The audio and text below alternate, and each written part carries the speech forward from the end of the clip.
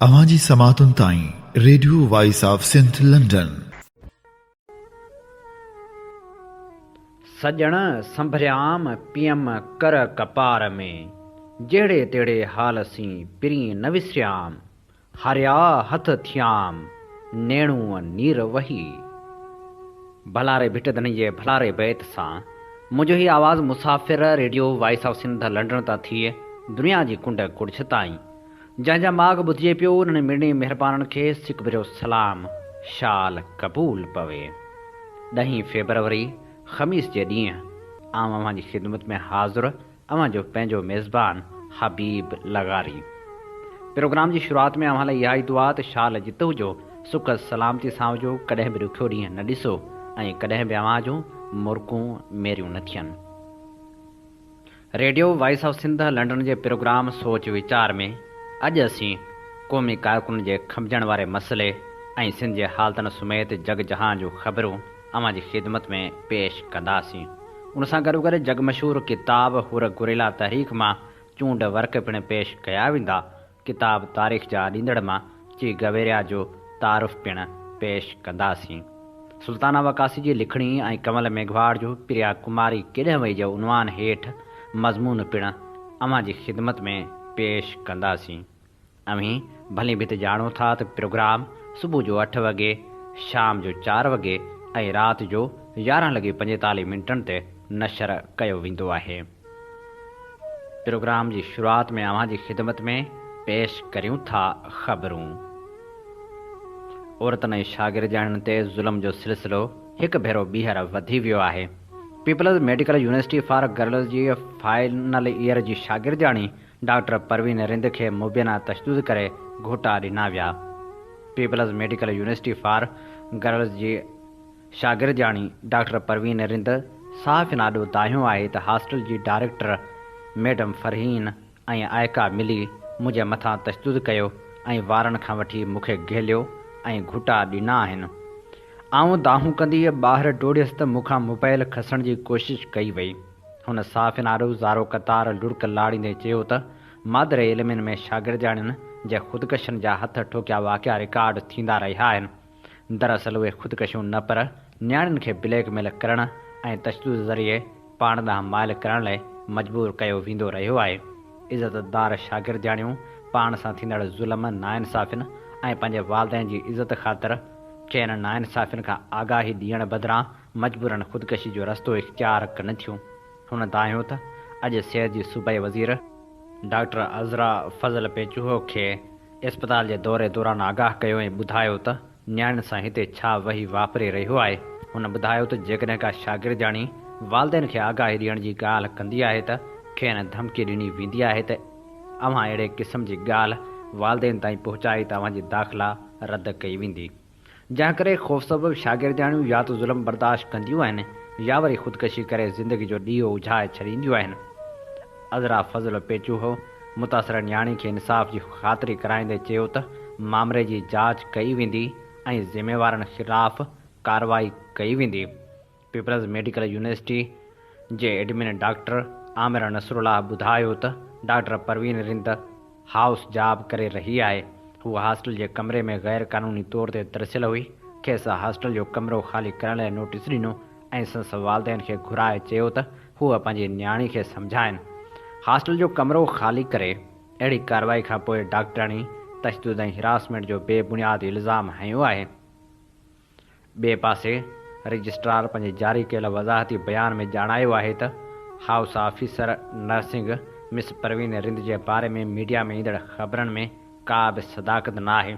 University इंतिज़ामिया शागिर्दाणियुनि ऐं house job ऑफिसरनि में हॉस्टल जे कमरनि खे ॿीहर तब्दील करणु चाहियो, पर हाउस ऑफिसर कमिरो तब्दील करण खां इनकार कयो आहे।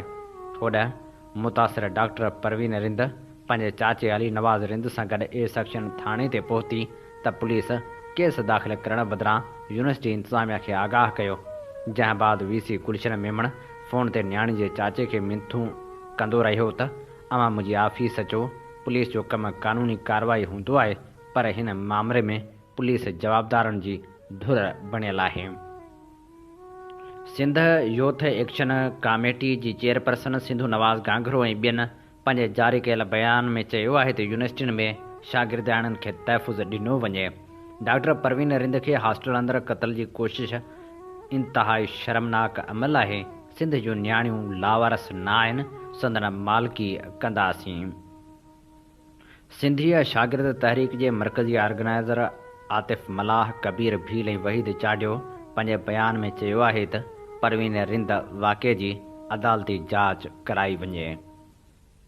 सागड़ भरिसां हथियारबंदनि ॻोरारी औरत खे रक्षा लाहे गोलियूं हणी क़त्ल करे छॾियो। चुटारियूं रोड ते ॻोठ हाजी अब्दुल करीम लेगारी भरिसां 8 साल अॻु प्यार जो परिणो कंदड़ 3 ॿारनि जी माउ ॻोरारी औरत बेनज़ीर खे रक्षा लाहे नामालूम हथियारबंदनि गोलियूं हणी क़त्ल करे छॾियो। इस्पताल में औरत जे साहुरे ॿुधायो त मुंहिंजे पुटु 8 साल अॻु उमराणियुनि जी छोकिरी सां पसंदि जो परिणो कयो हो। नुंहुं खे 2 ॿार आहिनि।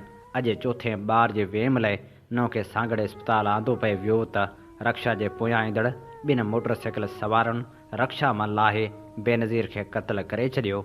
उमराणी धुर जे माण्हुनि अॻु मुंहिंजे पुट ते पिणु हमिलो कयो हो।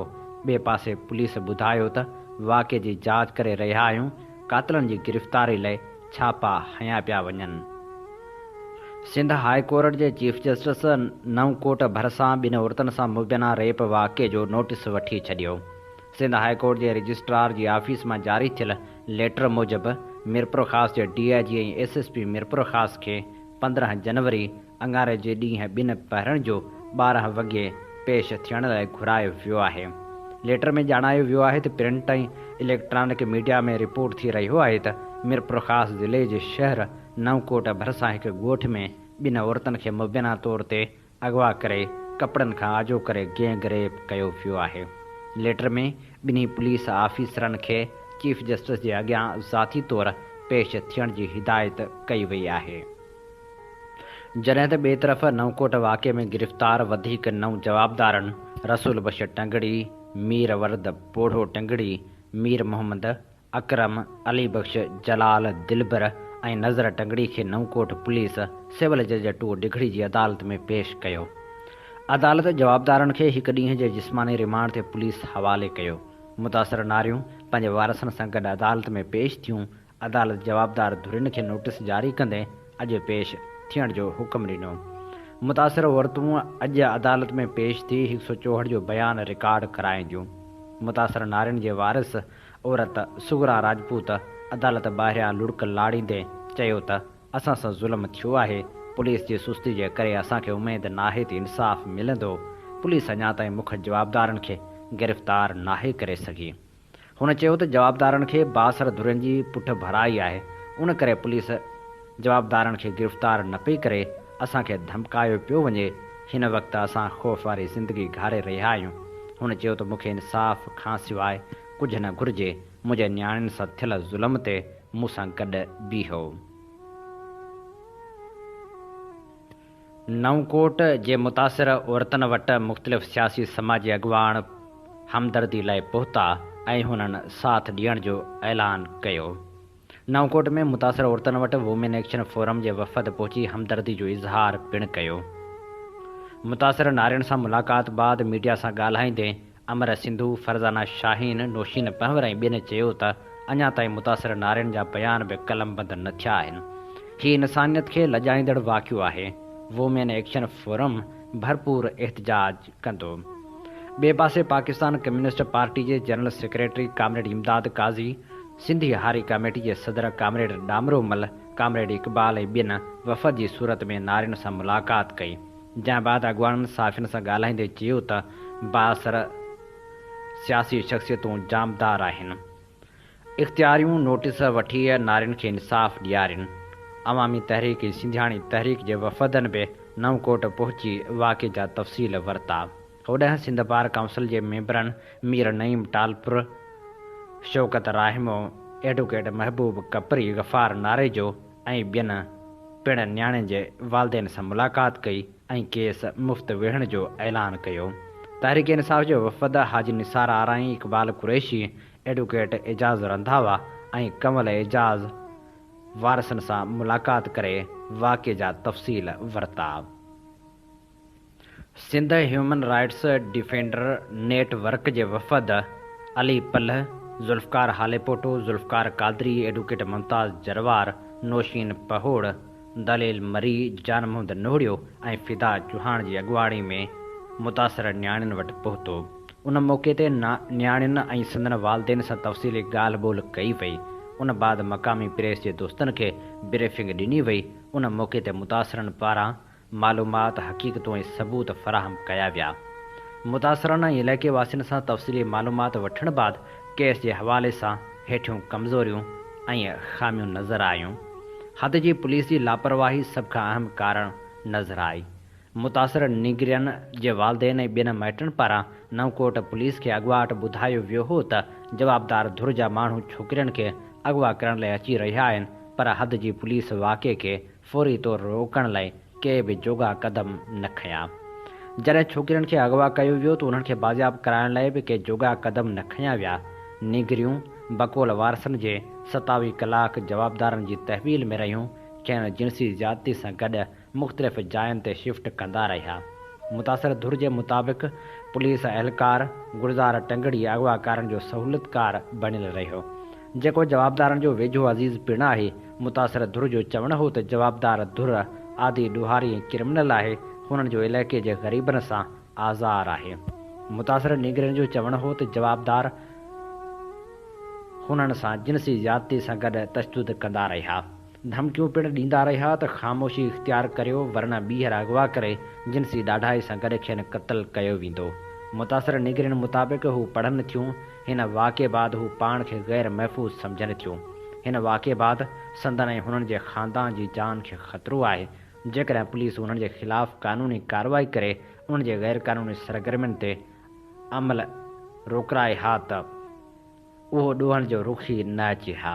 मुतासिर छोकिरियुनि रोअंदे चयो त खेनि चयो वियो त जेकॾहिं का सान्हे जो ज़िक्र कयो त खेनि क़त्ल कयो वेंदो, खेनि स्कूल वञणु न ॾिनो वेंदो। उन्हनि खे ज़हनी ऐं जिस्मानी तशदुद जो निशानो बणाए वियो। उन मौक़े ते ॿिनि स्टेज होल्डरनि प्रेस ऐं मक़ामी नुमाइंदनि सां ॻाल्हाईंदे हेठियूं तजवीज़ूं तयारु कयूं वियूं। केस में फ़ौरी तौर ते CRPC तहत छोकिरियुनि जा बयान कलमबंद कया वञनि ऐं ज़ना जा कलम शामिल कया वञनि ऐं CRPC तहत जज आॾो छोकिरियुनि जा बयान कलमबंद कया वञनि। अहिड़े वाक़े सबबि वालदेन, धीअरनि ऐं औरतुनि शहरनि में ख़ौफ़ हिरास पखिड़िजी वियो आहे। केस में दहशत गर्दी जा कलम पिणु शामिल कया वञनि। मुतासिर नीगरियुनि जी मेडिकल रिपोर्ट लाइ माहिर लेडी डॉक्टरनि जो बोर्ड जोड़ियो वञे। वफ़ाक़ी ऐं सूबाई हुकूमतूं नीगरियुनि ऐं ख़ानदान जे क़ानूनी ऐं माली मदद कनि। इलाइक़े जा बासर माण्हू साज़िशी या सुलह कराइण जी कोशिशि करे केस ख़तमु करे रहिया आहिनि। उन्हनि ख़िलाफ़ कार्रवाई कई वञे, छोकिरियुनि खे तहफ़ुज़ ॾिनो वञे, छो त केस तां हथ खणण जूं धमकियूं मिली रहियूं आहिनि। मुतासिरनि खे जाच जी हर मरहले खां आगाह कयो वञे, खेनि पुलिस ऐं हुकूमती क़दमनि जे हवाले सां एतमाद में वरितो वञे। ईमानदार आला ऑफिसरनि जी GIT जोड़ी वञे। आम तौर ते उन वाक़े सिंध ऐं पाकिस्तान जे फेमिनिस्ट ऐं रोशन ख़्याल तस्वीर ऐं तस्वर खे दाग़दार कयो आहे। हिन अहम केस लाइ हिकु गॾियल नेटवर्क ठाहियो वञे। इंसानी हक़नि ऐं औरतुनि जो समूरियूं सरकारी ऐं गैर सरकारी तनज़ीमूं फ़ौरी तौर पाण में राब्ते में अची सिंध में अहिड़नि वाक़ियुनि जे सदबाब लाइ गॾियल हिकमत अमली इख़्तियार कनि। सिंध जी सिविल सोसाइटी ऐं वकीलनि खे पंहिंजो किरदारु अदा कंदे हिन केस जी पोइवारी करणु घुरिजे। पटीतनि में दोस्ती न रखण तां जवाबदार नीगर खे नशो ॾेई इज्तमाही ज़्यादती बाद बेहोशी वारी हालत में उछलाए फ़रार थी विया।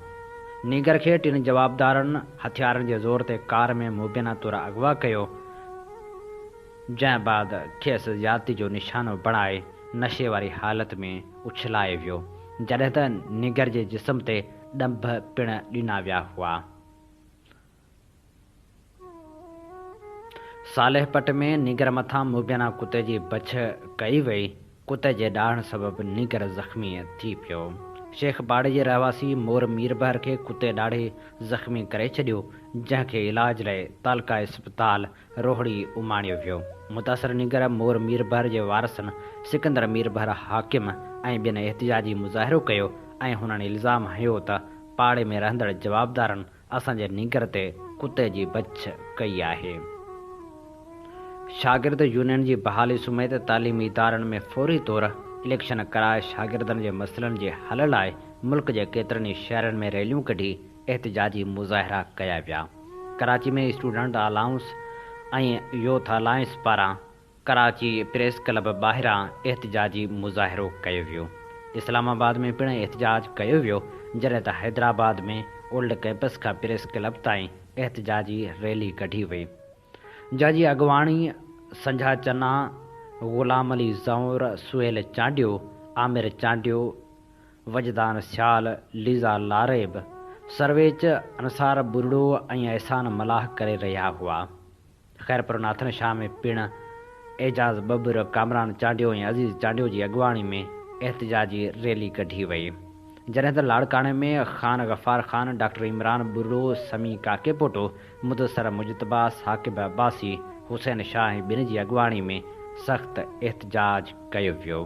हुननि मुतालबो कयो त शागिर्द यूनियन ते पाबंदी मढ़े तालीमी इदारनि जे सरबराहनि खे शागिर्द दुश्मन पॉलिसियूं जोड़ण जा परवाना ॾिना विया आहिनि। तालीमी इदारनि अंदरि शागिर्दनि ऐं शागिर्दियुनि खे हिरासा कंदड़नि ख़िलाफ़ का बि कार्रवाई न थी कई वञे, जंहिं करे तालीमी इदारनि मां शागिर्दियुनि जे डिग्रियुनि बदिरां उन्हनि जा लाश मिली रहिया आहिनि। हुकुमराननि खे पाबंद थो करे त शागिर्दनि ऐं मज़दूरनि समेत समूरनि माण्हुनि खे यूनियन ठाहे संदनि हक़नि जे हासिलात लाइ पुरअमन जदोजहद करणु ॾियनि। उन करे डिक्टेटरनि तरफ़ां शागिर्द यूनियन ते पाबंदी लॻाइण वारे मुल्क दुश्मन फ़ैसिलनि खे कलदम करार ॾिनो वञे। कराची में हफ़्तो अॻु मासूम ॿारड़े रिज़वान खे अगवा कयो वियो हो, जंहिंखे बेदर्दी सां क़तल करे संसि लाश उछलाए वियो, जॾहिं त पुलिस लाश हथ करे अस्पताल मुंतक़िल कयो। लाश वारसनि हवाले कयो वियो। वाक़े जो को बि जवाबदार अञा गिरफ़्तार थी नाहे सघियो। सॼी सिंध में हिकु भेरो ॿीहर क़ौमी कारकुननि ख़िलाफ़ कार्रवायूं शुरू कयूं वियूं आहिनि। राति जा रहज़न मुख़्तलिफ़ इलाइक़नि मां क़ौमी कारकुननि खे खंभे गुम करे रहिया आहिनि। रसूलाबाद ख़ैरपुर मां अजब तुनी ऐं राशिद सोलंगी खे खंभे गुम कयो वियो आहे, जॾहिं त बिरिया शहर सां तालुक़ रखंदड़ नौजवान मेहताब अली चन्ना खे कराची जे शेर शाह वारे इलाइक़े मां 5 फ़रवरी छंछर जे ॾींहुं रेंजर्स खंभे गुम करे छॾियो आहे। काल्ह राति शहदादपुर वटां फ़क़ीर एसके गाओ खे पिणु खंभे गुम कयो वियो हो, जंहिंजो अञा ताईं पतो पइजी नाहे सघियो, जॾहिं त सिंध जे मुख़्तलिफ़ शहरनि मां केतिरा ई क़ौमी कारकुन खंभे गुम कया विया आहिनि, जिन जो अञा ताईं को बि पतो पइजी न सघियो आहे। मुख़्तलिफ़ शहरनि में एहतिजाजी तहरीकूं पिणु हलंदड़ आहिनि, जॾहिं त क़ौमी कारकुननि जी बाज़ियाबी लाइ मुख़्तलिफ़ वक़्तनि ते मुख़्तलिफ़ प्रेस क्लबनि अॻियां एहतिजाजी मुज़ाहिरा पिणु थींदा रहनि था। क़ौमी कारकुननि खे खंभे गुम करण वारे मामले ऐं सिंध जी मौजूदा सूरतहाल ते अचो त नौजवान लेखक ऐं सियासी कारकुन सारंग जोयो सां ॻाल्हि ॿोल करियूं। दोस्तों साथियों, हक़ मौजूद जीअं सिंध मुंहिंजो लाइव अचण जो जेको बुनियादी मक़सदु इहो आहे त तव्हां ॼाणो था त कल्ह खां वठी रियासती इदारा जे बुखलाहट जे शिकार में अची करे ऐं छितनि कुतनि वांगुरु सिंध जी कुंड कुर्छ ऐं सिंध जे शहर शहर में नूस नूस कंदा सिंध जे गबरू नौजवाननि, सिंध जे क़ौमी कारकुननि ऐं सिंध जे सियासी कारकुननि खे जबरी तौर ते संदनि घरनि मां ऐं संदनि ॻोठनि मां खंभे खणी गुम कनि पिया। ताज़ो जेका असांखे ख़बर पई आहे त 24 कलाकनि जे अंदरि 5 खां 6 जेके नौजवान सॼी सिंध जे मुख़्तलिफ़ ज़िलनि मां मुख़्तलिफ़ शहरनि मां उन्हनि खंभे गुम कया आहिनि, जंहिंमें फ़क़ीर एसके गाहो आहे, शहदादपुर मां खंभे गुम कयो वियो आहे। उनखां पोइ असांखे जेके इतला मिलिया आहिनि, अजब तुनियो छोकिरो आहे जेको रसूलाबाद मां खंभे गुम कयो वियो आहे। ऐं उनखां अलावा ताज़ो जेका हिकिड़ी ॿी ख़बर पई आहे त गुज़िरियल जेको छंछरु 5 फ़रवरी उतां मेहताब चन्ना नाले नौजवान खे रेंजर्स ऐं इदारनि जेको आहे खंभे गुम कयो आहे। हीअ जेका ॿीहर रियासती इदारनि पारां जेका लहर खंबे गुम कयल क़ौमी कारकुननि जी थी आहे, असां सिंध सुजागी फोरम पारां सख़्त लफ़्ज़नि में मज़म्मत कयूं था ऐं सम्झूं था त जबरी गुमशुदगियूं इंसानी हक़नि जी संगीन लताड़ आहे ऐं इन मामले ते असां कंहिं बि सूरत में ख़ामोश न विहंदासीं। ऐं असां सम्झूं था त रियासती इहे जेके हथ कंदा आहिनि उहे कॾहिं बि असांखे झुकाए नथा सघनि ऐं असां खेनि ख़बरदार था कयूं त सिंध में नौजवाननि खे, सिंध जे सियासी समाजी कारकुननि खे, पोरियतनि खे खंभणु बंदि कयो ऐं हीअ जेका रियासती दहशतगर्दी आहे उहा बंदि कयो, या कंहिं बि सूरत में बर्दाश्त जोगी न आहे। ऐं असां जल्द ई खंभे गुम कयल क़ौमी कारकुननि जी आज़ादी जे लाइ सिंध में भरपूर तहरीक जो आगाज़ करणु वञूं पिया। Voice for missing persons of Sindh जे तरफ़ां ऐलान थी चुको आहे। असां सिंध सुजागी फोरम पारां उन ऐलान जी खे आजियां कयूं था ऐं उन्हनि सां गॾिजी करे जल्द लाइ अमल जोड़े ऐं तव्हां जारी रखंदासीं ऐं सॼी सिंध खे, सिंध जे बाशऊर अवाम खे, माण्हुनि खे, सिंध जी सियासी समाजी पार्टियुनि जे अॻुवाणनि खे, क़ौमी कारकुननि खे अपील थो कयां, सिंध जी साझा खे अपील थो कयां ऐं इंसानी हक़नि जी तंज़ीमुनि खे अपील थो कयां त ही जबरी गुमशुदगियुनि जो जेको मसइलो आहे उहो निज पिज जेको आहे इंसानी हक़नि जी संगीन लताड़ जो मसइलो आहे। छो त हीअ रियासत जेका आहे उहा यूनाइटेड नेशन जे आलमी पधरनामे जी सिग्नेचरी आहे, जंहिंमें हुन इहा वाज़े निशानदी कई आहे त हू शहरनि जो तहफ़ुज़ कंदी ऐं उन्हनि खे को बि नुक़सानु न रसाईंदी। पर हिते तहफ़ुज़ ॾियण त परे, पर असांजे नौजवाननि खे उन्हनि जे घरनि मां उन्हनि जो तक़दुस पामाल कंदे उन्हनि जे घर वारनि ते तशदुद करे उन्हनि खे खंबे गुम कयो थो वञे, जेका यूनाइटेड नेशन जे उन आलमी पधरनामे जी भनकड़ी आहे। उन खां अलावा हिन रियासत जो जेको ठहियल आईन कानून आहे उन जे आर्टिकल 10A में, आर्टिकल 10B में वाज़े लिखियल आहे त जेकॾहिं को माण्हू कंहिं बि क्राइम में इन्वॉल्व आहे त उनखे बि आर्टिकल 10A तहत जेको आहे फेयर ट्रायल ॾियण जो हक़ आहे ऐं 24 कलाक जे अंदरि उन्हनि खे मैजिस्ट्रेट जे आॾो पेश करणो आहे। आर्टिकल 9 में वाज़े लिखियल आहे त हर इंसान जो ज़िंदा रहण जेको कानूनी हक़ आहे, पर ही असांखे ज़िंदा रहण जो जेको हक़ आहे उहो बि खसे पिया छॾियो। उन खां अलावा आर्टिकल 6 में वाज़े लिखियल आहे त इज़हार राय जो जी आज़ादी हूंदी, तंज़ीम साज़ी जी आज़ादी हूंदी, इख़्तिलाफ़ राय जी आज़ादी हूंदी।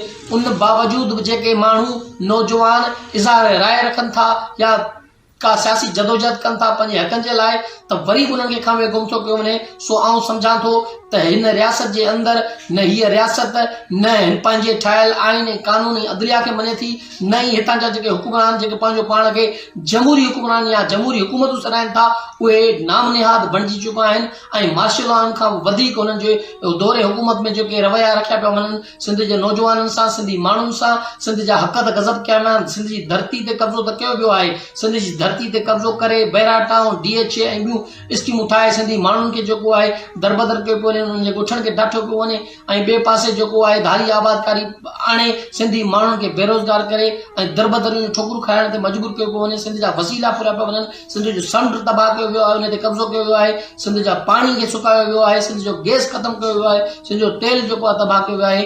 इन्हनि हक़नि जे लाइ जेकॾहिं नौजवान ॻाल्हाइनि था त उन्हनि माण्हुनि खे जबरन खंबे गुम कयो थो वञे। उन करे असां मुतालबो था कयूं इंसानी हक़नि जी तंज़ीमुनि खां, आलमी ज़मीर खां, यूनाइटेड नेशन खां ऐं एमनेस्टी इंटरनेशनल ऐं ह्यूमन राइट्स वॉच खां अपील था कयूं त बराए महिरबानी हिन ज़ुल्म, हिन बर्बरियत, हिन ॾाढ ख़िलाफ़, हिन इंसानी हक़नि जी संगीन लताड़ ख़िलाफ़ जेको आहे तव्हां नोटिस वठो ऐं नौजवाननि जी आज़ादी में पंहिंजो किरदारु अदा कयो।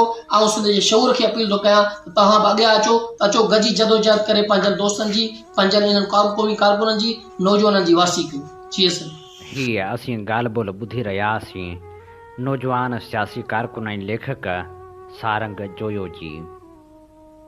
प्रोग्राम सोच वीचार में ख़बरनि वारे सिलसिले खे अञा अॻिते वधायूं था।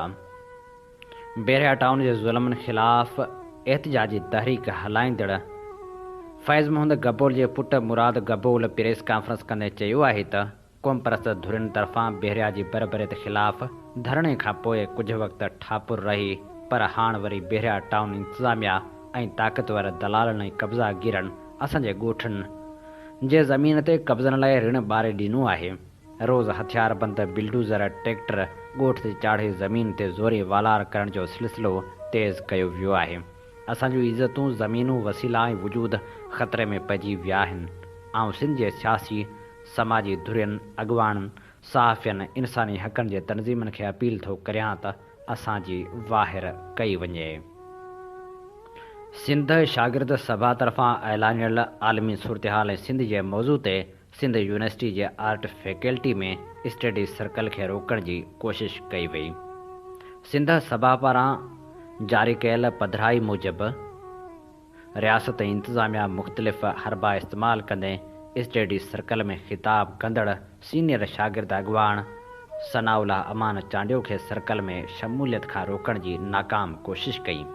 इदारे में दाख़िल थींदड़ सभिनी रस्तनि तोड़े आर्ट फैकल्टी जे गेट ते वॾी तइदाद में सिक्योरिटी फोर्सिस खे बीहारे इदारे खे सख़्तु कड़ो चाढ़ियो वियो ऐं शागिर्दनि खे हर तरह सां हिरासा करण जी कोशिश कई वई, पर शागिर्द सभई रुकावटूं टोड़े आर्ट फैकल्टी गेट ते पहुता, जिते इंतिज़ामिया तरफ़ां आर्ट फैकल्टी जे गेट खे ताला लॻाए समूरी अच वञ बंदि कई वई। उन ख़िलाफ़ शागिर्दनि सख़्तु एहतिजाज कयो, गेट अॻियां धरणो हणी वेही रहिया ऐं इंतिज़ामिया ऐं सिक्योरिटी फोर्सिस ख़िलाफ़ नारेबाज़ी कई वई। एहतिजाज दौरान सनाउल्लाह अमान चांडियो सिक्योरिटी फोर्सिस जूं सभई रुकावटूं टोड़े आर्ट फैकल्टी जे गेट ते पहुतो ऐं धरणे में तब्दील थियल स्टडी सर्कल खे ख़िताब कयो। सनाउल्लाह अमान चांडियो जे अचण खां पोइ धरणो वॾे जलसे जी सूरत इख़्तियार करे वियो। सनाउल्लाह अमान ख़िताब कंदे चयो त पंजाब जो वर्दीपोश हिते बंदूक बरदार थी वेही सघे थो ऐं धारियूं इंतिहा पसंद जिहादी मुल्ला हिते ख़िताब करे सघे थो, पर सिंधी शागिर्दनि खे ख़िताब करण खां रोकियो थो वञे। इंतिज़ामिया ऐं सिक्योरिटी फोर्सिस जी अहिड़ी रवश जी सख़्तु मज़म्मत थी कजे। हुन चयो त हीअ इदारा असांजे वॾनि ठाहिया ऐं असांखे इदारनि में सियासी सरगर्मियुनि खां रोकियो थो वञे। ख़िताब दौरान शागिर्द इंतिहाई पुरजोश थी सख़्तु नारा हणंदा रहिया।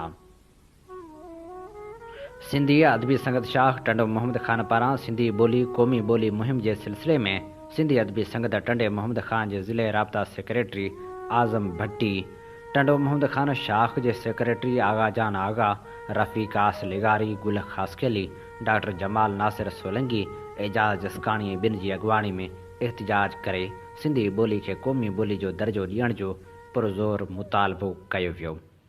ॼाणायल अॻुवाणनि ख़िताब कंदे चयो त 1972 में सिंधी असेंबली सिंधी ॿोली खे क़ौमी ॿोली जो दर्जो ॾियण वारी करारदाद वॾी अक्सरियत सां मंज़ूर कई हुई, जंहिंखां पोइ असेंबली फ्लोर खां वठी रोडनि ऐं रस्तनि ताईं बार बार सिंधी ॿोली खे क़ौमी ॿोली जो दर्जो ॾियण जा मुतालबा थींदा पिया अचनि, पर अॼु ॾींहं ताईं उन मुतालबे ते अमल न थी सघियो आहे। मुल्क जे सुप्रीम कोर्ट पिणु फ़ैसिलो ॾेई चुकी आहे त आइन जे आर्टिकल 251 जी शक नंबर 3 ते अमल कंदे सूबनि अंदरि मादरी ज़ुबाननि खे क़ौमी ज़ुबान तौरु राइज कयो वञे। असेंबली खां वठी आला अदलिया जे फ़ैसिले ते बाज़ाब्ता तौरु अॼु ॾींहं ताईं को बि अमली क़दम न खयो वियो आहे। हुननि मुतालबो कयो त मथे आइनी ऐं क़ानूनी फ़ैसिलनि जी रोशनी में अमली क़दम खणी फ़ौरी तौरु सिंधी ॿोली खे क़ौमी ॿोली जो दर्जो ॾिनो वञे। हुननि इहो बि वचन वरजायो त सिंधी ॿोली खे क़ौमी ॿोली जो दर्जो ॾियारण ताईं हर क़िस्म जी जदोजहद जारी रहंदी। हीअ असीं अव्हां जी ख़िदमत में पेश करे रहियासीं ख़बरूं। अव्हीं ॿुधी रहिया आहियो Radio voice of Sindh London ऐं अव्हां जी ख़िदमत में प्रोग्राम पेश कयो पियो वञे सोच वीचार। सोच वीचार जे हिन सफ़र में आऊं अव्हां सां मुख़ातिब अव्हां जो पंहिंजो मेज़बान आहियां हबीब लगारी।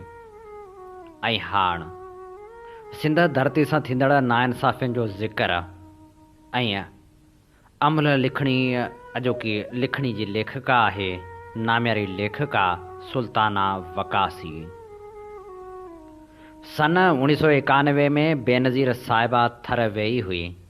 उत उन दौर में पंहिंजी तक़रीर में इहो चयो हुआईं त सिंध ऐं पाकिस्तान जी ख़ुशहाली थर मां शुरू थींदी जॾहिं हितां कोयलो निकिरंदो। हुकूमतूं डहंदियूं ठहंदियूं रहियूं, पर थर जो मसइलो उते ई रहियो। आख़िर थरकोल में कंहिं ॿाहिरि जी कंपनी सां गॾु कमु शुरू थियो। डॉक्टर समर मुबारक जी निगरानी में थरकोल में कमु शुरू थियो। अॼु बि मूंखे चङी तरह यादि आहे, टीवी में हिकु इंटरव्यू में डॉक्टर समर चयो हो त जॾहिं हितां कोयलो निकिरंदो उहो बहितरीनु क्वालिटी जो हूंदो। उन कोयले मां गैस जो ख़ज़ानो निकिरंदो। उन उहो साइंसी फार्मूलो ॿुधायो हो त गैस सां गॾु हिते डीज़ल बि निकिरंदो। उहो एतिरो हूंदो जो पाकिस्तान में डीज़ल 5 रुपया लीटर मिलंदो। उन ज़माने में उन इंटरव्यू ते मूं हिकु कॉलम बि लिखियो हो। डॉक्टर समर खे हटायो वियो। कुझु सालनि खां पोइ वरी कमु शुरू थियो। हाणे उहा ख़ुशख़बरी आई आहे त कोयलो निकिरी चुको आहे। सिंध त जन्नत आहे। अहिड़ियूं ख़ुशख़बरियूं खोड़। गैस समुंड, सिंधु दरिया, आबादी जे लिहाज़ सां बहितरीनु बनियूं जिते फुटियूं कणक चांवर, कमंद भाॼियूं, बहितरीनु फसल, जानवर मच्छूं पला, छा लिखी छा लिखां। हिन तमहीद जी ॻंढ मां हिते खोलियां थी त अॼु जो माहौल ॾिसां थी, आवाज़ ॿुधां पई। सिंध सॼी तबाह आहे। सियासतदान खाई विया आहिनि। कराची खां वठी सॼी सिंध खंडर बणिजी चुकी आहे। न रोड आहिनि, न इस्पतालूं, ऐं न वरी के सुठा तइलीमी इदारा आहिनि। ॿियनि सूबनि जा चीफ मिनिस्टर ऐं क़ौमी असेंबली जा मेंबर सिंध ऐं सिंधियुनि जी हमदर्दी में बयान पिया कढंदा आहिनि। ॿी वॾी ॻाल्हि त कराची में खून जूं नदियूं वहाइण वारा कराची खे उर्फ़ आम चाइना कट करे विकिणी खाई हर गवर्नमेंट में रहण वारा बेताज बादशाहनि जी बि ज़ुबान खुली वई आहे। हाणे हिन तमहीद जी ॻंढ खोले अवां साम्हूं रखां थी जंहिंमें सिंध सिंधियुनि खां सवाइ सभिनी जी आहे। हाणे सोचणो आहे त पाकिस्तान में सभ खां तबाह हाल बर्बाद सूबो सिंध आहे। KPK जो वॾो वज़ीर चवे थो त मुंहिंजे सूबे में गुरबत त आहे ई कोन, पर सिंध में ख़ासि करे कराची में एतिरा त पठान आहिनि जो उन्हनि जे लीडरनि चवाणी त पेशावर में बि एतिरा पठान न आहिनि जेतिरा कराची में। सिरैकी बेल्ट वारा बि बेअंदाज़ कराची में आया आहिनि ऐं अचनि पिया। वॾो कारखानेदार सरमाएदार सिंध जे बहितरीनु उपत ॾियण वारी ज़मीन जा मालिक पंजाबी बलोची भाइर पंहिंजे सूबे में त कंहिंखे अचण ई न ॾियनि। बाक़ी हिते डिफेंस क्लिफ्टन में शानदार बंगलनि में रहनि पिया ऐं पंहिंजो धंधो समुंड जे ज़रिए कनि पिया। मां ॻंढ मां ॻंढ खोलियां पई, हक़ीक़तूं बयानु करियां पई। हिननि हक़ीक़तनि खे लिखी करे मां हिकु सुवालु पुछणु चाहियां थी त हिन महिल सिंध खे टारगेट करे अहिड़ो किनो कयो वियो आहे जो मां सोचां थी त अहिड़ी किनी बर्बाद सिंध में ख़ुशहाल सूबनि जा माण्हू छा पिया कनि। हाणे मुंहिंजी आख़िरी ॻंढ जंहिंखे खोले मां के ॻाल्हियूं करणु चाहियां थी। सिंध में आदमशुमारी थियण वारी आहे।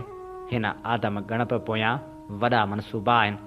ख़ासि करे कराची खे अलॻि करे सूबो ठाहिणु। मुंहिंजी हिकु सोच आहे त कराची खे अलॻि करण लाइ मनसूबो उर्दू ॻाल्हाइण वारनि जो आहे जेके पाण खे अक्सरियत में ऐं मालिक सम्झी वेठा आहिनि। छो न भला ईअं कजे जो आदमशुमारी जे फारम में सभिनी ॿोलियुनि जा खाना हुजनि ऐं सुञाणप कार्ड खे लाज़मी करार ॾेई आदमशुमारी कराई वञे। उन मां उहा ख़बर पवंदी त ॿियनि सूबनि वारा केतिरा आहिनि, ख़ासि करे उर्दू ॻाल्हाइण वारा केतिरा आहिनि। मुंहिंजे हिसाब सां कराची में उर्दू ॻाल्हाइण वारा 30% खां बि घटि आहिनि।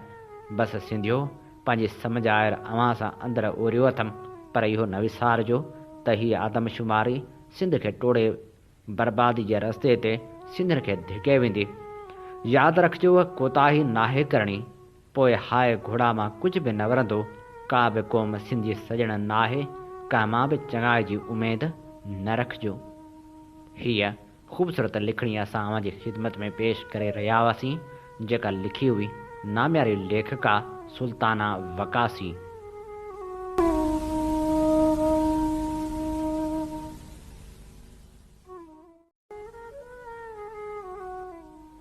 अमीन अरबाब जी ख़ूबसूरत लिखणी असांजे ॾियारे मोकिली। थर पारकर मां संगतराश सहराई।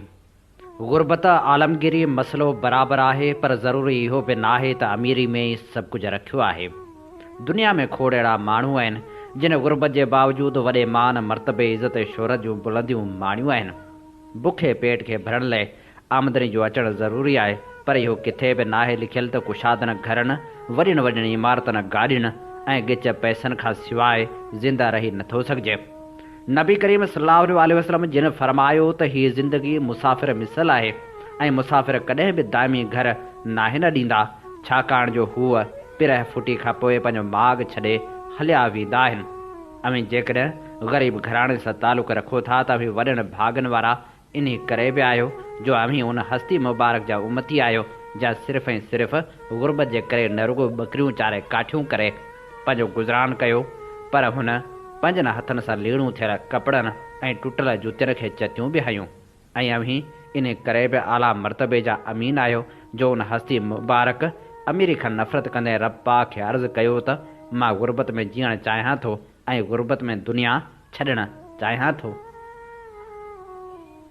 प्रोग्राम सोच वीचार में हाणे शामिल करियूं था नौजवान लेखक कंवल मेघवाड़ जो लिखियल ख़ूबसूरत मज़मून जंहिंजो उनवान आहे प्रिया कुमारी आख़िर केॾांहुं वई। उन ॾींहुं बि हूअ शइ वठण लाइ घरां निकिती पर वापसि न मोटी। उन 7 सालनि जी मासूम ऐं ॿिए दर्जे में पढ़ंदड़ नीगरी जो उहो मामूल हुयो त स्कूल वारे वक़्त खां पोइ पाड़ जे ॿारनि सां रांदि रूंद करे तोड़े मिलंदड़ ख़र्चे मां खाइण पीअण जूं शयूं वठी खिली कुड़ी घर मोटंदी हुई ऐं पोइ त पीउ माउ सां पई लाॾ कोॾ कंदी हुई। माइटनि जी अकेली न्याणी हुजण करे मथां प्यार ऐं शफ़क़त कुझु सरस हुई। हूं बि औलाद कंहिं बि माइट खे साह जी प्यारो हूंदो आहे। उहो 10 मुहर्रम जो ॾींहुं हुयो। शाम लथे खां राति गुज़री ऐं सुबुह बि थियो पर उहा निगरी वापसि घर न पहुती। माइटनि जो इंतज़ारु तवील थींदो वियो। ओसीड़ो संदन दिलनि में देरो करे वियो। संदन अखड़ियूं राहूं तकींदियूं रहनि थियूं। माउ पीउ प्यारी न्याणी जी आमद जा मुंतज़र रहण लॻा। ॻोल्हा करे करे थकिजी टुटी आसरे में वेठल वार सॼ बि परेशान आहिनि जंहिंखे लॻभॻि 6 महीना विहामे विया। सखर ज़िले जे सालेहपट तालुके जे नंढड़े शहर संगरार जी रहवासण प्रिया कुमारी जो तालुक़ पुरित ख़ानदान सां आहे जंहिंखे गुम थिए 6 महीना गुज़री विया आहिनि पर संस ॾस पतो पइजी नाहे सघियो। संस वालिद राजू मल जे गुज़र सफ़र जो ज़रियो निढड़ो कारोबार यानी दुकान आहे। कंहिंसे हिकु पुट ऐं हिकु न्याणी जो औलाद आहे। मासूम न्याणी जे गुम थियण सां संस घर में मातम मतल आहे। पूजा पाठ जो अमल उन उमेद सां जारी आहे त को संस न्याणी बासलामत मोटे। वारसनि दरगाहनि ते बि हाज़िरियूं भरे दुआऊं घुरियूं आहिनि त मंदरनि में बि प्रार्थनाऊं करे ख़ैर सां न्याणी मिलण जी आस रखी आहे। वाक़े बाद सियासी समाजी अॻवान चूंडियल नुमाइंदा मक़ामी इंतज़ामी अमलदार तोड़े शहरी संदन दर ते वञी आथ त आसरा ॾेई आया आहिनि पर प्रिया जो पतो नाहे पियो। उमेदनि आसरनि जे सहारे संदन दर्द झको त थिए थो पर ख़तमु नथो थिए। वालदेन लाइ उन खां वधीक बि ॻणती या सूर कहिड़ो हूंदो जो संदन जिगर जो टुकड़ो विछड़ी वियो हुजे। उन खां बि वधीक ॾुख इहो त खेनि ख़बर बि नाहे त हू कहिड़े हाल में आहे। संगरार वासी पोरित चवाणी त संस कंहिं सां का दुश्मनी नाहे। हूअ पोरियो करे पेट गुज़र कंदड़ आहिनि। ख़बर नाहे त न्याणी काॾे वई आहे। वाक़े खां पोइ वारसनि काफ़ी ॻोल्हा बि कई पर न्याणी जी का ख़बर न पई। प्रिया कुमारी जी गुमशुदगी बाद शक जे बुनियाद ते अगवा जो केस में नामालूम मथां दाख़िल करायो वियो आहे। 4 महीननि जो डिघो अरसो गुज़री वियो आहे पर मासूम निगरी जे न मोटण सबबि वालदेन ॾुखारा आहिनि। वाक़े खां पोइ पुलिस जांच शुरू कई। उन वक़्त जे SSP बि जांच टीमूं जोड़े ॻोल्हा जो अमल जारी रखियो। वाक़े जे शुरूआती ॾींहनि में पुलिस को ख़ासि तहरुक न वरितो पर IG सिंध जे सख़्त नोटिस बाद पुलिस ॻोल्हा तेज़ कई। हिन मामले ते IG सिंध पाण 2 भेरा मक़ामी पुलिस अमलदारनि सां गॾिजाणियूं करे प्रिया कुमारी जो जल्द पतो लॻाइण जूं सख़्ती सां हिदायतूं ॾिनियूं। पुलिस मूजिबि उन्हनि केतिरनि ई घरनि ते छापा हया। शकी माण्हुनि खे गिरफ़्तार करे पुछा गाछा कई पर प्रिया जो किथां बि पतो न पियो। ताज़ो नए मुक़ररु थियल SSP सखर बि उन मामले ते जांच शुरू कई आहे। प्रिया जे गुम थियण बाद उनजे अज़ीज़नि ऐं रिश्तेदारनि वटां मालूमात वरिती वई पर हू उतां हथ कान आई। शक तौर भरपासे जे शाखनि वाहन ऐं पाण जे खॾनि मां ॻोल्हा बावजूदि पतो न पियो। पुलिस ते इहो बि चयो त पंजाब ताईं ॻोल्हा जो अमल जारी आहे। अक़लियती मामलनि जो वज़ीर ज्ञानचंद इसराणी वाक़े खां पोइ 2 भेरा वारसनि वटि पहुतो हो। उन पुलिस तोड़े इंतिज़ामिया खे हिदायतूं ॾिनियूं पर निगरी वारसनि खे वापसि मिली न सघी। हिन वक़्त ताईं पुलिस इहो पतो लॻाए न सघी आहे त प्रिया आख़िर केॾांहुं वई। मुल्क में शहरनि जे तहफ़ुज़ जी ज़िम्मेवारी रियासत जी हूंदी आहे। उन करे माण्हुनि जे जान माल ऐं ज़िंदगियुनि जे तहफ़ुज़ लाइ पुलिस खातो आहे। को बि माण्हू गुम थिए थो या कंहिं हथां अगवा थिए या खंभे गुम कयो वञे त उहो बासलामत मोटाइणु उन्हनि इदारनि जो कमु आहे। सिंध में पिरिया खां अॻु बि मुख़्तलिफ़ अहिड़ा केस साम्हूं आया आहिनि जिन में पुलिस तोड़े ॿिया इदारा इंसाफ़ न ॾियारे सघिया। पिरिया कुमारी खे हथ करणु पुलिस इंतिज़ामिया जो फ़र्ज़ु आहे। तोड़े जो IG सिंध निगरी बाबति ॼाण ॾींदड़ लाइ इनाम जो ऐलान करे चुको आहे, पर प्रिया कुमारी जो को ॾस पतो न पवणु पुलिस आॾो हिकु सुवाल ज़रूरु आहे। संगरार वासी उहो ख़ानदान सख़्तु सदमे में वरितलु आहे। प्रिया जी अमड़ न्याणी लाइ हंजूं हारे हारे हीणा हाल करे वेठी आहे। पोरे जो हिकु निढड़ो पुटु भेण लाइ रुअंदो थो रहे। संस घर में ॾुखारो माहौल आहे। पोरे त पीउ पंहिंजे न्याणी जी वाट तकींदे वाझाए रहियो आहे। संदन इंतज़ारु जीअं जो तीअं बरक़रार आहे। लाॻीतो सदमे ऐं ओसीड़े में रहंदड़ हिन ख़ानदान खां ख़ुशी मोकिलाए वई आहे। हुकूमत हिन मामले ते संजीदगी वठी प्रिया जो पतो लॻाइण लाइ क़दम खणे। पुलिस इंतिज़ामिया पंहिंजे लेखे जांच काफ़ी हद ताईं करे चुकी आहे, पर निगरी जो पतो न लॻाए सघण ते वधीक अॻभराई करण जी ज़रूरत आहे। चूंडियल नुमाइंदनि जो बि फ़र्ज़ु आहे त उहे पंहिंजे वोटर ख़ानदान जे ॾुखनि जो अज़ालो कनि।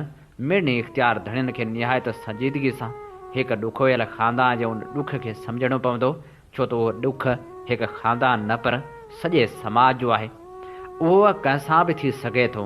उन लाइ साहिब इख़्तियार जल्द प्रिया कुमारी जो पतो लॻाए संस ख़ानदान खे ख़ुशियूं मोटाए ॾियनि।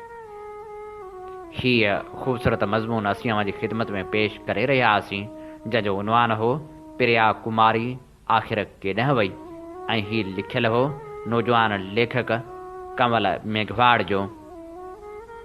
अमीं ॿुधी रहिया आहियो Radio voice of Sindh London, ऐं अव्हांजी ख़िदमत में प्रोग्राम पेश कयो पियो वञे सोच वीचार। सोच वीचार जे हिन सफ़र में आऊं अव्हां सां मुखातिब अव्हांजो पंहिंजो मेज़बान आहियां हबीब लगारी। हीअं चङी रीति ॼाणो था त असीं Radio voice of Sindh London तां अव्हांजी ख़िदमत में उहे प्रोग्राम पेश कंदा आहियूं जिन में सचाई जा सॾ हूंदा आहिनि, जिन में इनकलाब जूं ॻाल्हियूं हूंदियूं आहिनि, जिन में उत्साहींदड़ मवाद शामिल हूंदो आहे। पंहिंजी मदद पाण तहत हलंदड़ हिन इदारे खे अव्हांजे साथ सहकार ऐं माली सहायता जी ज़रूरत आहे। असीं जेके पंहिंजा प्रोग्राम मुख़्तलिफ़ ज़रियनि वसीले अव्हां ताईं पहुचाईंदा आहियूं, उहे प्रोग्राम बि फेसबुक पेज, जी हा, जेको radio voice of Sindh London जे नाले सां ठहियलु आहे, उन ते बि ॿुधी सघो था।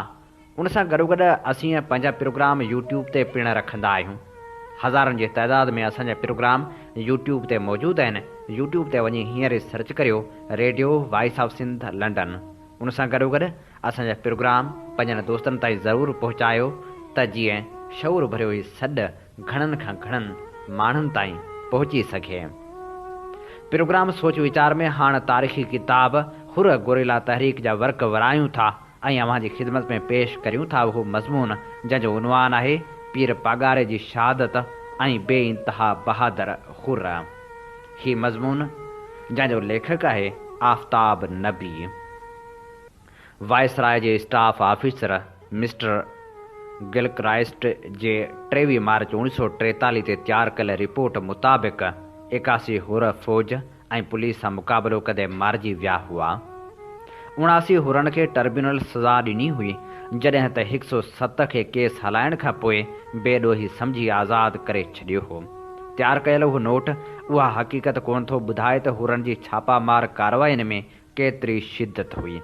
उन में फ़क़्ति मुख़्तलिफ़ क़िस्म जे सज़ाउनि जो ज़िक्र मौजूदु ॾिसिजे थो जेके बैठकी राज जे इख़्तियारी हुरनि खे ॾिनियूं हुयूं। केतिरा शदीद ज़ख़्मी हुर हुआ जिन खे इख़्तियारीअ वारा का बि सज़ा कान ॿुधाए सघिया हुआ, जेके थोरे वक़्त खां पोइ वफ़ात करे विया हुआ। मोल सूरत जो बयानु आहे त पीर साहिब पागारे खे फाही ॾियण खां पोइ संस वरितल तस्वीरूं उत्तर सिंध जे केतिरनि शहरनि जे मुख्या जायुनि ते हयूं वियूं हुयूं। मेजर जनरल विसाल मोहम्मद बि अहिड़नि ॻाल्हियुनि जी तस्दीक़ करे थो जेके हुन सिंध क्वार्टरली में पंहिंजे मकाले में बयानु कयूं आहिनि। मैन सां गॾु केतिरनि मुसनफ़नि हिन ॻाल्हि जो ज़िक्र कयो आहे त केतिरनि हुरनि पीर साहिब खे फाही ॾियण वारी हक़ीक़त ते एतबार ई कोन कयो हो ऐं सम्झंदा हुआ त हू ज़िंदा आहे। उहे हीअ वाई बि वरजाईंदा हुआ त जेकॾहिं अंग्रेज़नि खे सिपाही ॾेई शहीद करे छॾियो आहे त दुनिया मथां कारी राति ख़तम ई कान थींदी, सिज त उभरे थो, पर उहो ॼण ग़मगीन आहे। मार्च 1943 जे पिछाड़ी में पीर साहिब पागारे खे फाही ॾेई शहीद कयो वियो हो, पर संस 2 पुट जिन मां हिक जी उमिरि 12 ऐं ॿिए जी 10 साल हुई, कराची जे हिक बंगले में नज़रबंद हुआ। उन ज़माने में फ्रेडरिक यंग मिरपुर ख़ासि ऐं पेरूमल जो दौरो कयो हो ऐं केतिरनि असर रसूख़ वारनि माण्हुनि ऐं ज़िमीदारनि हारियुनि नारियुनि ऐं सरकारी कामोरनि सां ॻाल्हायो हुआईं ऐं खेसि पतो पियो हो त हिननि मां घणनि जो पीर साहिब खे फाही ॾेई शहीद करण वारी ॻाल्हि ते एतबार कोन हो। केतिरनि वसूड़ल माण्हुनि जो ख़्यालु हो त पीर साहिब खे फाही कान ॾिनी वई आहे, पर संस रूह खे बेशत ॾांहुं मोकिलियो वियो आहे। माण्हुनि जे शक शुबे खे ख़तमु करण जी नुक़्ता निगाह खां पीर साहिब जी वफ़ात वारियूं तस्वीरूं सांगड़, सिंझोरे, खिपरे, ख़ैरपुर रियासत ऐं सखर जे आम जॻहनि ते हयूं वियूं हुयूं, जिन जूं सिंधी ॿोली में सम्झाणियूं बि लिखियल हुयूं। 8 अप्रैल 1943 ते सखर जे CID जे सूबेदार रिपोर्ट मोकिली हुई त हितां जा ज़िमीदार ऐं हारी हिन ॻाल्हि ते वेसाह करे चुका आहिनि त पीर साहिब खे फाही ॾेई शहीद कयो वियो आहे। पर किन पकनि मुरीदनि जो ख़्यालु आहे त जॾहिं पीर साहिब खे फाही चाढ़ियो पियो वियो त उन महिल मलाइक खेसि आसमान ॾांहुं खणी विया, पर खेनि हिकु ॻाल्हि जी पक हुई त जेकॾहिं पीर साहिब खे फाही ॾिनी वई हुजे हा त संस मयत खे सिंध में कंहिं न कंहिं जाइ ते ज़रूरु दफ़न कयो वञे हा। जॾहिं त सिंध में संस अहिड़ी का क़बर मौजूदु नाहे त पोइ खेसि फाही ॾेई शहीद करण वारियूं ॻाल्हियूं कूड़ियूं आहिनि। फ्रेडरिक यंग सूबेदार अज़ीज़ हुसैन जी मोकिलियल रिपोर्ट खे लैम्ब्रेक ॾांहुं रवानो करे छॾियो हो।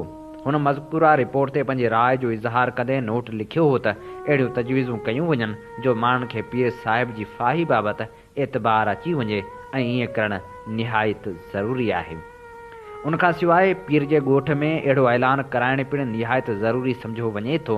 अहिड़ो क़दम माण्हुनि खे मौजूदा सूरतहाल मां नाजाइज़ फ़ाइदे हासिल करण खां पले छॾींदो। बैठकी राज जे इख़्तियारनि वारा पीर साहिब जे पुटनि खां ॾिनल हुआ, जिन मां हिकु ज़रूरु पंहिंजे पीउ जी गादी ते वेहणो हो ऐं उनखां पोइ पागारो थियणो हो। जुलाई 1943 में लैम्ब्रेक DC पार्टी खे मशवरो ॾिनो हो त पीर साहिब जे ॿिन्ही पुटनि खे सरकार जी कंहिं बैठकी राज ॾांहुं मोकिलियो वञे, जिते खेनि उतां जे गवर्नर जी निगरानी हेठि रखियो वञे। उनखां सवाइ इहो मशवरो ॾिनो हो त पीर साहिब जे फ़र्ज़ंदनि जो समाजी रुतबो बहाल कयो वञे, उन लाइ त जीअं हू पंहिंजे मुल्क जा मुअज़्ज़िज़ ऐं मुहतरम शहरी बणिजी सघनि। 12 जुलाई 1943 ते थरपारकर जे कलेक्टर बर्नार्ड बेड लैम्ब्रेक ॾांहुं लिखियो हो त पीर साहिब जे नीगरनि खे अहल अयाल जे औरतुनि खां अलॻि रखियो वञे, जेके हिन वक़्त ताईं उन्हनि सां गॾु रहिया पिया हुआ। उन सां गॾु पीर साहिब जे अहल अयाल ऐं संदसि नौकरियाणियुनि जी तइदाद जो तफ़सील वग़ैरह बि ॾिनो वियो हो। ॿियो नुक़्ते नज़र बि इहो हो त पीर साहिब जे नीगरनि खे सिंध खां ॿाहिरि रहायो वञे। मिस्टर बर्नार्ड जो ख़्यालु हो त उन्हनि खे कंहिं पब्लिक स्कूल में घटि समाजी रुतबो न ॾिनो वञे, पर संदन इज़त ऐं एतिराम उते दाख़िल हर शागिर्द जहिड़ो हूंदो। संदसि ख़्यालु हो त ईअं करण सां नतीजो इहो निकिरंदो जो जॾहिं हू वॾा थींदा त पंहिंजे सूबे में पहुची अरडायूं कोन कंदा। बड जो ख़्यालु ॿियनि ऑफिसरनि जे नुक़्ते नज़र खां मुख़्तलिफ़ हो, जिन जो तस्वर हो त खेनि चीफ्स कॉलेज लाहौर में तालीम ॾिनी वञे। संदसि वीचार हो त उते हुननि लाइ बहितरीन फ़िज़ा मौजूदु कान हूंदी। 10 अगस्त 1943 ते सिंध जे गवर्नर सर ह्यू डाव वाइसराय हिंद लॉर्ड लंथलगो ॾांहुं लिखियो हो त पीर साहिब जे ॿिन्ही नीगरनि खे हिंदुस्तान मां हमेशह लाइ जलावतन कयो वञे। 4 अक्टूबर 1943 ते मिस्टर बर्नार्ड बड अली मोहम्मद जे क़त्ल जे मामले जी जांच पड़ताल लाइ सामारे में मौजूदु हो। हिन मौक़े ते लैम्ब्रेक ॾांहुं लिखियो हुआईं त हुरनि ते वधीक कड़ी नज़र रखी वञे। हिन मौक़े ते उन्हनि ॾांहुं 2 मशवरा लिखी मोकिलिया हुआईं। हिकु त सभिनी छापामार ॻोठनि में उहो ऐलान कयो वञे त जेकॾहिं हुननि वधीक छापामार कारवायूं कयूं त खेनि ॾिनल रिआयतूं खसियूं वेंदियूं। ॿियो मशवरो सैयद सबकतुल्ला शाह जे फ़र्ज़ंद लाइ हो। संदसि नुक़्ते नज़र हो त मूंखे हिन ॻाल्हि ते तजुब थिए थो त असां पाण लाइ हिकु वधीक ख़सारो त पैदा करे कोन रहिया आहियूं। इम्कान आहे त मुस्तक़बिल में हुरन जूं छापामार कार्रवायूं शायदि वधी वेंदियूं। उन करे मुंहिंजो मशवरो आहे त पीर साहिब जे अहल अयाल खे जलावतन कयो वञे। मिसाल तौरु ॾखण अफ्रीका ॾांहुं जेतिरो मुंहिंजी मालूमात जो तालुक़ु आहे त मां सम्झां थो त पीर साहिब जे नींगरनि जे मुस्तक़बिल लाइ अहिड़ो को बि हुकुम कोन सादर कयो वियो आहे। मुंहिंजे ख़्याल मूजिबि जेसिताईं ही घराणो सिंध अंदरि मौजूदु आहे तेसिताईं हुरन खे मुस्तक़बिल जे हिकु पागारे खे ॾिसण जी हिकु मुक़दस ख़्वाहिश हूंदी। हाणे संदसि सोच वीचार आहे असां पीर साहिब जे मामले खे छेड़ण मां हथ कढे विया आहियूं ऐं कॾहिं कॾहिं उहो अहसासु ज़रूरु थींदो त उहो ख़तरो हक़ीक़ी हुयो।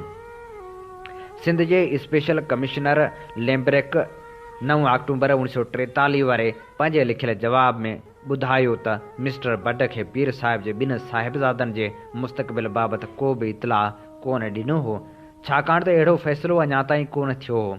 हू वधीक ॿुधाए थो त ख़ासि मशवरो तलब कयो पियो वञे त खेनि अलीगढ़ यूनिवर्सिटी मोकिलियो वञे या न। उन बाबति हू ॿुधाए थो त हुन इख़्तियारी वारनि सां अहिड़ी सलाह पिणु कई, पर उहे हिन ख़्याल जा मुख़ालिफ़ आहिनि। उन जे ख़िलाफ़ु लैम्ब्रेक खेनि हिकु ट्यूटर सां इंग्लैंड मोकिलण जी सिफ़ारिश कई हुई। उतां खां पिणु अहिड़ी आछ मिली आहे, तंहिं करे खेनि अलीगढ़ यूनिवर्सिटी मोकिलण बदिरां इंग्लैंड मोकिलण जा इम्कान वधीक आहिनि।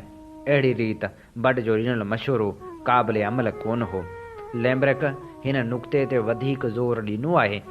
हीअ चवे थो त हीअ ॻाल्हि ध्यान में रखणु ज़रूरी आहे त हिन ॻाल्हि जो कवि इम्कान आहे त जानसार हुरन खे हिन हक़ीक़त ते पूरो यकीन आहे त सैयद सब्तुल्ला शाह अञा ज़िंदा आहे ऐं हुननि खे का बि परवाह कान आहे त संदन साहिबज़ादनि खे केॾांहुं मोकिलियो पियो वञे, छाकाणि त उहे अञा हक़ीक़ी न पर मुस्तक़बिल जा मुर्शद आहिनि।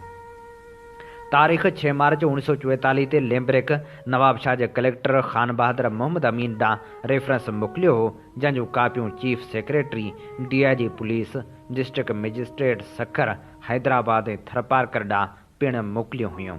उन रेफरेंस में लैम्ब्रेक हिन ॻाल्हि ते ज़ोर ॾिनो हो त घणे वक़्त खां वठी अहिड़ी मालूमात मिली रही आहे त ख़ासि करे हुर पंहिंजी जमायत में हिन क़िस्म जी प्रोपेगेंडा करे रहिया आहिनि त पीर साहिब खे फाही कान ॾिनी वई आहे। हिन हक़ीक़त जी वज़ाहत कंदे हू लिखे थो त केतिरनि आम माण्हुनि हुरन खे सम्झायो हो त पाण खे दोखो न ॾियनि ऐं उन हक़ीक़त ते एतबार कनि। अहिड़ियूं ॻाल्हियूं करे हुरन पंहिंजी बेचैनी जो घणो इज़हार कयो हो ऐं अहिड़नि माण्हुनि खे सख़्ती सां रोके छॾियो हुआऊं त संदन मुंहं ते पीर साहिब खे फाही ॾियण जूं ॻाल्हियूं न कयूं वञनि, छाकाणि त उहो कारो कूड़ आहे।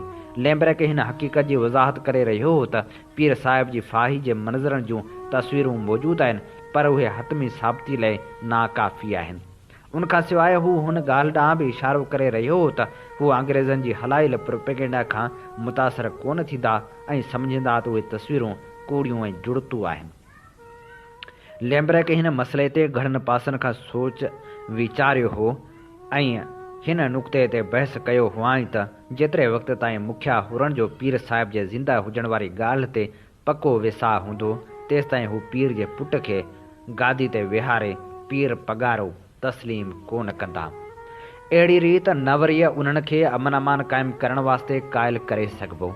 पीर साहिब जे शहज़ादनि में ख़ासि दिलचस्पी इन करे कान वरिती वेंदी, छाकाणि त उन्हनि खे ख़ौफ़ हूंदो त जेकॾहिं हुननि ईअं कयो त झूनड़ा फ़क़ीर खेनि जेरो कोन छॾींदा।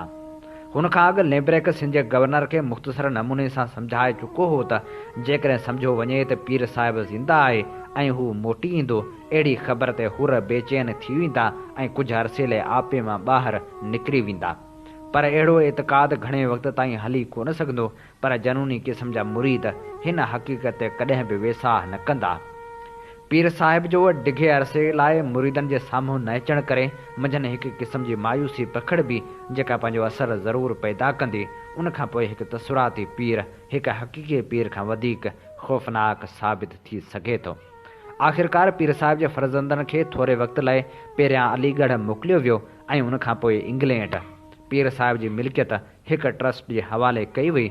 अलीगढ़ ऐं इंग्लैंड में रहण दौरान ॿिन्ही साहिबज़ादनि जो ख़र्च मज़कूरा ट्रस्ट बर्दाश्त कंदी हुई। हुननि खे पीर साहिब खे फाही वारे मामले बाबति एतबार ॾियारणु ऐं मञाइण वारो मसइलो अञा हल कोन थियो। 10 फरवरी 1947 में डॉन अख़बार जो रिपोर्टर लिखे थो त तोड़े जो पीर पगारे खे फाही ॾिने पूरा 4 विरह गुज़री चुका आहिनि, पर हुन जा के मुरीद हिन ख़्याल जा आहिनि त हू अञा बि ज़िंदा आहे। हीअ असीं अवां जी ख़िदमत में पेश करे रहियासीं उहो मज़मून जंहिंजो उनवान आहे त पीर पागारे जी शहादत ऐं बेइंतहा बहादुर हुर्र। हिन ख़ूबसूरत मज़मून जो लेखक आहे आफ़ताब नबी। असीं अवां जी ख़िदमत में चूंड वर्क पेश करे रहियासीं किताब हुर गोरिला तहरीक मां। अमीं ॿुधी रहिया आहियो Radio voice of Sindh London ऐं अवां जी ख़िदमत में प्रोग्राम पेश कयो पियो वञे सोच वीचार। सोच वीचार जे हिन सफ़र में आऊं अवां सां मुखातिब अवां जो पंहिंजो मेज़बान आहियां हबीब लगारी। प्रोग्राम सोच वीचार में हाणे वर्क वरायूं था किताब तारीख़ जा अॾींदड़ जा ऐं अवां जी ख़िदमत में पेश करियूं था ची गवेरिया जो तारुफ़। 8 अक्टूबर 1997 ते क्यूबा जी दिलि सांता क्लारा में इनकलाबी अॻवान ची गवेरा जे मरड़नि खे म्यूज़ियम में हमेशह लाइ महफ़ूज़ कयो वियो। अर्जेंटाइन जे शहर रोसायो में 16 जून 1928 ते पैदा थियल हिन बाग़ी खे माण्हुनि जे अबोह सलामी पेश कई ऐं सभु रस्ता उन तरफ़ मुड़ी थे विया, छाकाणि जो हू अहिड़ो इनकलाबी हो जेको मक़सद ख़ातिर विढ़ियो ऐं क़ुर्बान थी वियो। क्यूबा जे अॻवान फिडल कास्त्रो खे अॼु बि जेतिरी ची गवेरिया ऐं संस साथियुनि जी ज़रूरत महसूसु थी रही आहे शायदि कॾहिं बि न थी हुजे, छो त ची ऐं संस साथियुनि जे इनकलाबी जदोजहद सबबि आमिर फलजिन की बेतिस्ता खे डिसंबर 1958 में तॾा वेढ़ करणी पइजी वई। ईअं डिक्टेटर जे भाॼ फिडल कास्त्रो खे इक़्तिदार मिलणु मुमकिन थी सघियो। हाणे क्यूबा वारनि लाइ कम्युनिस्ट ची गवेरिया आलमी इनकलाबी हीरो मां मुक़दस हस्ती बणिजी चुको हो। जेतोणीकि चीअ खे 1965 में वेढ़ लाइ वञण खां अॻु क्यूबा जी शोहरत ॾिनी वई हुई, पर अॼु बि क्यूबा में अहिड़ा माण्हू बिन हिन हुजण जे बराबरि आहिनि जेके संस नालो एतिराम सां वठण बजाए संस गिला ग़ैबत या नज़रिये जी मुखालफ़त कंदा हुजनि। उहे अॼु बि वॾे फ़ख़ुर सां चीअ वारे नारे खे पंहिंजी रहनुमाई जी अलामत सम्झनि था। उन हक़ीक़त खां इनकार नथो करे सघिजे त ची गवेरिया अञा केतिरनि ॾहाकनि ताईं क्यूबा जे माण्हुनि जो हीरो ऐं रहबर रहणो आहे। अॼु बि हर सुबुह जो स्कूली ॿारड़ा असेंबली में गीत ॻाईंदा आहिनि, असां चीअ जहिड़ा थियणु पसंदि कंदासीं। अॼु बि क्यूबा में जीअ गोरिला तौरु ऐं 30 लफ़्ज़ टैंक तौरु इस्तेमालु थियनि था। अहिड़ा लातादाद घर इमारतूं या ऑफिसूं आहिनि जिन जे इमारतनि ते अहिड़ा निशान चीअ गवेरिया सां माण्हुनि जी उनसियत जो इज़हार आहिनि। शहर जोज़मारती उन सिलसिले में उन ख़्याल जो आहे त अमेरिका अॼु बि ज़वाल जदोजहद जे उहिञाण क्यूबा जे झूने कम्युनिस्ट इनकलाब खे मुकमिल तौरु ख़तमु करे छॾणु चाहे थो। ची गवेरा दुनिया जे मुख़्तलिफ़ पीढ़ियुनि लाइ गुण रुखो किरदारु अदा कयो। ॾखण ओभर बोलिविया जो उहो ॻोठड़ो जिते अॼु बि इज़त ऐं एतिराम जी निगाह सां यादि कनि था। लाहगोरा में 9 अक्टूबर 1967 ते 1 वॻे बोलियाई सर्जंट मीर टेरान जी खे कचे गारे सां अॾियल स्कूल जे कमरे में फाही ॾेई छॾी। टेरान अॼुकल्ह शराबी आहे ऐं उहा कथा ॿुधाईंदे चवे थो त हुन उहो सभु कुझु डॉलरनि हासिलु करण लाइ कयो। ची खे दुश्मननि घाट हणी क़तलु करण खां पोइ उनजो मढ़ वेलन ग्रैंड वेझो संवारा डे माल्टा जी अस्पताल में रखियो, जिते प्रेस अॻियां नुमाइश कई वई, लेकिन उन ॻोठ जे रहवासियुनि ची गवेरिया जा कटियल वार उन वक़्त ताईं पाण वटि महफ़ूज़ करे रखिया हुआ जेके अॼु बि संदन वटि महफ़ूज़ आहिनि। पर उहो केॾो न कर्बनाक लम्हो आहे त ची जे मुखालफ़नि मुकमल सुञाणप खां पोइ संस ॿाहूं बि जिस्म खां कपे धार करे छॾियूं। ची गवेरिया हमेशह खाॿी धुर जे कारकुननि तोड़े आरम चेर इनकलाबियुनि लाइ उत्साह जो ज़रियो बणियलु रहियो ऐं अहिड़ो अमर हीरो थी उभिरियो जेको हमेशह लाइ दिलियुनि ऐं पोस्टरनि ते बीहजी वियो। पंहिंजे मौज जे 30 वरहनि खां पोइ बि संस माण्हुनि में मक़बूलियत जो उहो समा आहे जो संस तस्वीरनि वारा पोस्टर, स्केच, टी शर्टूं, प्याला, चाॿियुनि जा छला ऐं हाणे केस्टूं हज़ारनि जी तइदाद में विकिरो थींदियूं आहिनि। उनखां सवाइ संस ज़िंदगी बाबति बायोग्राफियुनि जी तलब पिणु वधी रही आहे। हिन साल घटि में घटि 2 बायोग्राफी किताब मंज़र आम ते अची वेंदा, बाक़ी खोड़ सारा किताब तयारी जे मरहले में आहिनि। चीअ जे रगनि में बि लातीनी अमेरिका जी हुरियत पसंद सां मार्टन ऐं बोलिवर जे रत जहिड़ो जोश हो। हुन जी अमरता इहा आहे जो संदसि ज़िंदगी जे आख़िरी ॾींहं जा फ़ोटो जेके अल्बर्टो कोरडा कढिया हुआ उन्हनि अॼुकल्ह ॾाढी मक़बूलियत माणी आहे। उहो ई फ़ोटोग्राफर अक्टूबर 1979 जे विचें हफ़्ते में लंडन में उन जी निमाइश कराए रहियो आहे। उन निमाइश लाइ समूरा इंतज़ाम क्यूबा सोलिंडर 2 कंपनियुनि कया हुआ। क्यूबा जे माण्हुनि वटि ची गवेरिया लाइ अणमुई इज़त ऐं एतिराम आहे। उहो इन करे जो हूअ अहिड़ो माण्हू हो जंहिं सख़्त महिनत करण जफ़ाकशी सां इनकलाब लाइ जा खोड़ियो, का रिआयत न वरिताई न वरी आसाइश वारी ज़िंदगी गुज़ारियाई। उन हद ताईं जो संस घर वारा अल्पिडा पिणु ॾाढियुनि ॾुखियाईनि जो शिकार रहिया। हुन 4 ॿारनि खे जनमु ॾिनो, पर पोइ बि इनकलाब खां बि पाण खे अलॻि न रखी सघियो। ची गवेरिया पाण मेडिकल जो शागिर्द हुजण जे बावजूदि अणगणिया ख़तरा खणण जो आदी हो। हूअ रोमांटिक एडवेंचर कंदो हो ऐं मार्क्सिज़म खां माण्हुनि खे रोशनास कराइण ख़ातिर उन्हनि अंदरि घिड़ी वेंदो हो। ची गवेरिया पंहिंजी तबियत में जिते थधो हो उते संदसि शख़्सियत जो मुज़ालमाणो पहलू बि हो। हूअ ॻाल्हाइण जो ॾाढो तेज़ हूंदो हो ऐं ॿिए कंहिंखे पाण ते हावी थियण न ॾींदो हो। हुन केतिरनि ई गदारनि खे ठिकाणे लॻाए छॾियो। हुन हिकु भेरे पंहिंजे नाइब खे बिना बंदूक जे जंग जे मैदान में बि उमाणियो त जीअं हूअ पंहिंजे मज़ाहिमती सघ साबित करे सघे। हूअ इस्टेब्लिशमेंट खे चीड़ाए लुत्फ़अंदोज़ थींदो हो। नेशनल बैंक क्यूबा जे सदर हुजण वक़्तु हुन बैंक नोटुनि ते चीअ नाले सां सही पिणु कई। उहा उन ॻाल्हि जो इज़हार हुई त नए कम्युनिस्ट सोसाइटी में पैसनि जी तमामु घटि अहमियत आहे, पर उहो संस अलहड़ जवानी जो इज़हार हो। हूअ पंहिंजे दोस्तनि खे चवंदो हो त बोलिविया खे ज़रूरु क़ुर्बानी ॾियणी पवंदी, छो त पाड़ेसरी मुल्कनि में इनकलाबनि जी शुरूआति थी सघे थी। हुन 1967 में बोलिविया जी झंग मां पंहिंजे इनकलाबी साथियुनि खे लिखियो हो त मौत जॾहिं बि अचे उन जी आजियां करियो। असांजे हिकु सिपाही जे हथ में हथियार हुजे त ॿिए खे मशीन गननि जी गुंजार में क़बर खोटण लाइ तयारु रहणु घुरिजे। नयूं जंगियूं वॾे जंगाणे फतह सां हमकिनार कंदियूं आहिनि। वाशिंगटन हिन शख़्स खे शिकस्त ॾियणु चाही, पर उहा उनजे वस जी ॻाल्हि न हुई।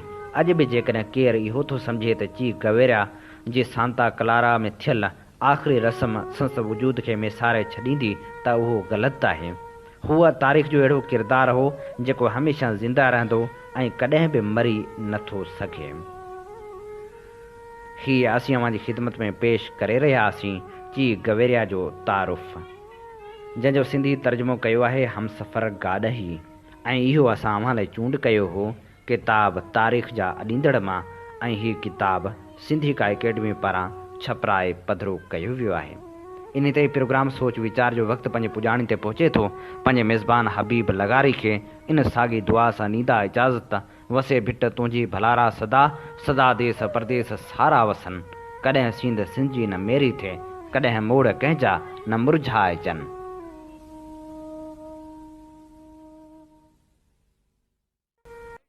सिंधु मुंहिंजी अमा सूंह तुंहिंजी मथां छा लिखी, छा लिखां छा लिखी, छा लिखां। सिंधु मुंहिंजी अमा, दुनिया जा सिंधियो हिकु मुठ थी सिंध बचायो। सिंधु मुंहिंजी अमा सूंह तुंहिंजी मथां छा लिखी, छा लिखां। सिंध जो क़ौमी आवाज़ Radio voice of Sindh London.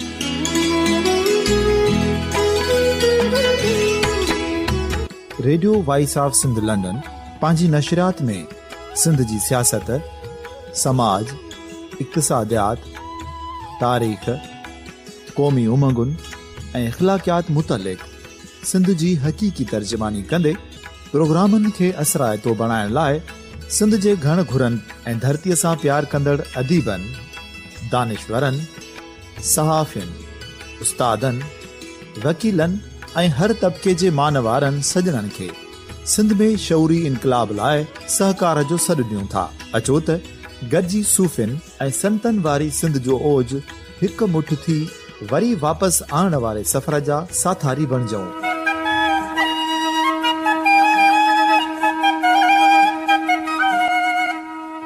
एक नए सुबह जी शुरुआत जो पड़ाॾो घर घर ॻोठ ॻोठ ऐं शहर शहर ताईं पहुचायो।